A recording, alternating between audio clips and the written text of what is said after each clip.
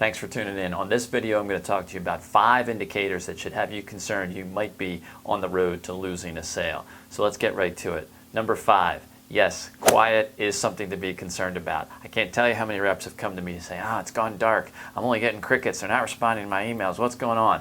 1 week shouldn't worry about. 2 week, I would start to be concerned. So if that's happening, the mistake I commonly see is you just up the intensity, pushing for deal updates. Where are we? What's going on?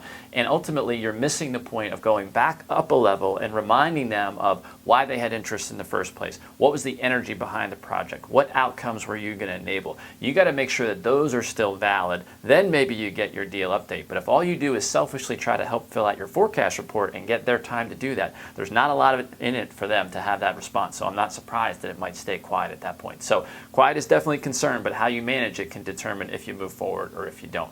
What's behind that? No access. That is also a concern. If you've got a buyer who's keeping you boxed in and not letting you talk to other people that you know are typically in your win recipe of who you need to sell to, that's a problem. How do you go around? When do you go around? How do you diplomatically go around? How do you use your boss in that process? All valuable things to think about. But no access is also rarely a good sign. You don't want to burn that bridge because maybe they are a buyer, but unless someone has guided me through a full sale, I'm very skeptical of the buyers that say, hey, trust me, stay with me, you don't need to talk to anybody else. After that, we've got missing commitments. If they're ultimately not doing what they say, missing a call, not getting you an agreement, not getting an executive to the next meeting that you need to have, that's a point of concern as well too that you should be worried about. Are they losing momentum?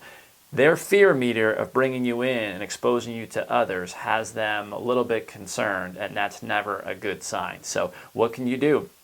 Get them comfortable telling you the truth. Where do we stand? What do I need to do to get you more comfortable? Why don't you think we can go present to the boss at this time? Break it down, put it on the table for them, make it easy for them to give you that information, and you can hopefully redirect the sale at that point. Second, your gut. If your gut's telling you that you're at risk of losing you are at risk of losing. Our gut is processing data at levels we can't even fathom, to the tune of 10,000 bits of data per second is actually the processing power of our gut instinct. So trust it. If there's something that has you concerned, you are right to be worried. One of my favorite questions to sales reps when they would come in to ask me about deals that they thought they were going to win, I would say, if we were going to lose, why would we lose?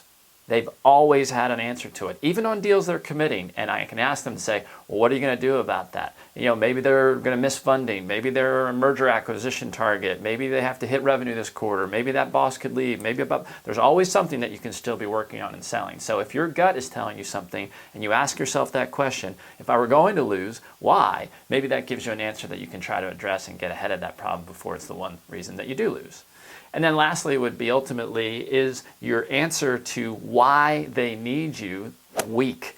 Can you not get a good justification of why they need you? The why is a big category. Why do they need you? Why will you help them hit their outcomes? Why are they going to have a problem if they don't bring you in? The why is the key question. You're not going to lose because of the how, that your product doesn't do it. That always relates to a higher level why. What are they trying to get done?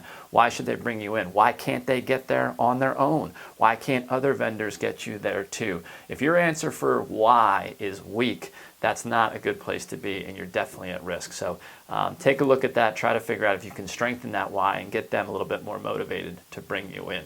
So there's 5 quick things to think about. I'm sorry if you're checking the boxes on all those, but better to think that way now and to be able to go out and address it. If you want a deeper look at this, I've built a calculator. I've mentioned it in another video. It's in the notes below. You can go to the website, plug in a deal you're working on, and get a win score as well as recommendations how to improve that. So I hope these were good things to think about. Thanks for tuning in. Speak with you soon.